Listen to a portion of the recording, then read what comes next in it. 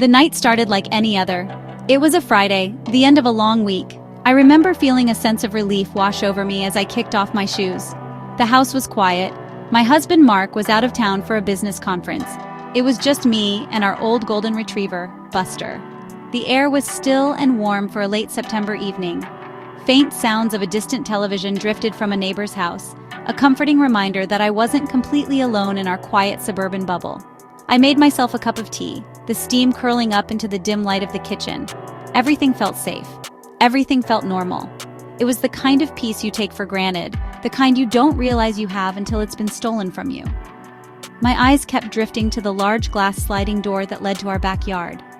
The moon was nearly full, casting a pale, silvery light across the lawn. The rose bushes my mother had helped me plant, the old oak tree at the far end of the yard, the swing set we never used anymore. It was a beautiful, tranquil scene. This was my home. This was my sanctuary, a place where nothing bad could ever happen. I was so wrong. The neighborhood was known for being safe. It was one of the main reasons we moved here. That feeling of security was like a warm blanket. It wrapped around the entire community, making us all feel protected. It was a comforting illusion, and that night my illusion was about to be shattered into a million tiny pieces. I had no idea that someone was watching me, waiting for the perfect moment. It was a soft sound, almost too quiet to notice, a faint scrape. I paused, my finger holding my place in the book. My head tilted slightly. I listened, holding my breath. Was it just the house settling, or maybe a branch scraping against the roof in a sudden breeze?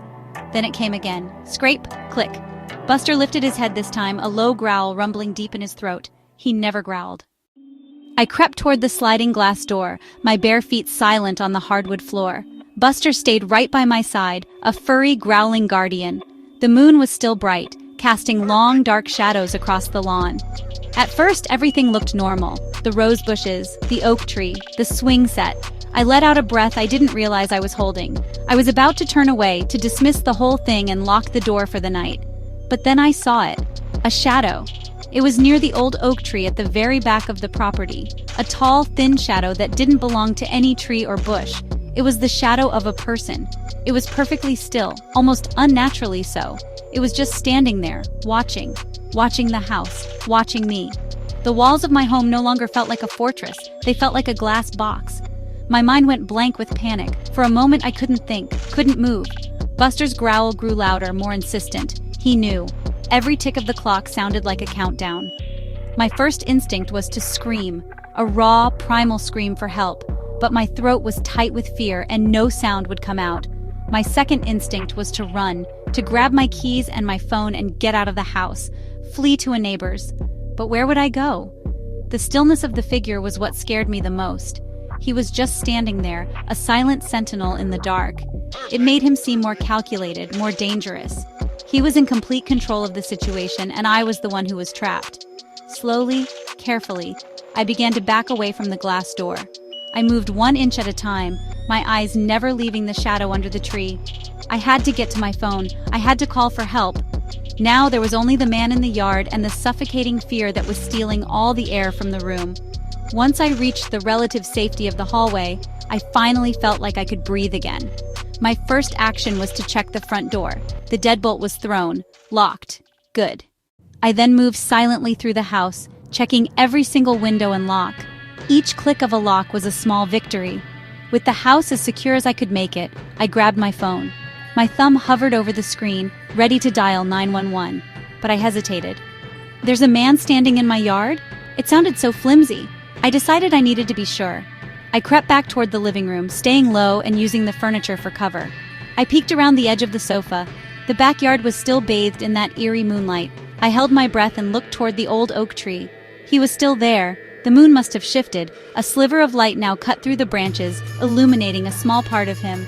I could see him more clearly now. It wasn't just a shadow. It was a man, a tall man, wearing a dark hooded sweatshirt. He was real. My resolve hardened. This was not my imagination. This was happening. I decided to take one last look from a different angle. The upstairs guest bedroom window faced the backyard. From there, I would have a higher vantage point. I could see him without him seeing me. Buster followed me, his nails clicking softly on the wooden steps, the only sound in the terrifyingly quiet house. From the upstairs window, I had a much better view. He was standing near the rose bushes, no longer hiding under the tree. He wasn't just standing there. I realized he was looking at something, my small vegetable garden. From his pocket, he pulled out a small object. It was too dark to see clearly, but it looked like a small trowel, a gardening tool. He began to dig, slow, methodical scrapes, a small hole right next to my prize-winning tomato plant. Scrape, scrape, scrape. It was the same sound I had heard from the living room. He worked carefully, placing the displaced soil in a neat pile. This was not a random act. This was a planned, deliberate action. He reached into his hoodie again and pulled out something small and lumpy, wrapped in old cloth. He held it almost reverently. He gently placed the object into the hole, pushed the soil back and patted it down, meticulous, as if the ground had never been disturbed. And then, the most terrifying moment of the night happened. He turned, slowly, directly toward the house. He took one step toward the house, then another. He was closing the distance between us. He was coming for the house. The paralysis broke and a surge of pure adrenaline shot through me. I scrambled backwards from the upstairs window. My phone clattered out of my hand. I had to get my phone. I had to call 911. Now. I found my phone. My fingers flew across the screen. I dialed 911. There's a man in my backyard. He's trying to get in. Officers are on their way. Stay on the line. Stay in a locked room, away from the windows. Buster was going crazy downstairs. Then, suddenly, it stopped. The silence that followed was 1,000 times more terrifying. Minutes stretched into an eternity. Then, the wail of sirens in the distance. The sound grew louder and louder. Cars screeched to a halt outside. Doors slammed. Police! I stayed put until I heard a loud, firm knock. Ma'am, this is the police. Are you okay? I ran to the front door and threw it open. 2 officers stood on my porch. They did a sweep of the house and the yard. There was no one there. No signs of forced entry. No broken glass. The only evidence that he had ever been there was a patch of disturbed earth in my garden. One officer knelt and dug into the soft soil. He pulled out the cloth-wrapped object and slowly unwrapped it under his flashlight. Ma'am, you said your husband is out of town? The police found my husband, Mark, later that night. His rental car was parked at a rest stop 50 miles away. He was unharmed, but he had no memory of the past few hours. The doctors had a name for it, a fugue state, a rare psychological condition brought on by extreme stress. They said he had essentially gone on autopilot, his subconscious mind driving him home. He performed a familiar, comforting task, gardening, and buried the symbol of his biggest commitment, his biggest stressor. The man in the hood, the terrifying stranger in my yard, was the person I loved most in the world. He just wasn't himself.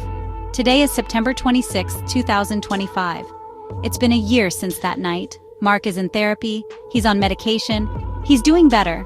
But it broke something fundamental in my perception of safety, of home, of the person I thought I knew.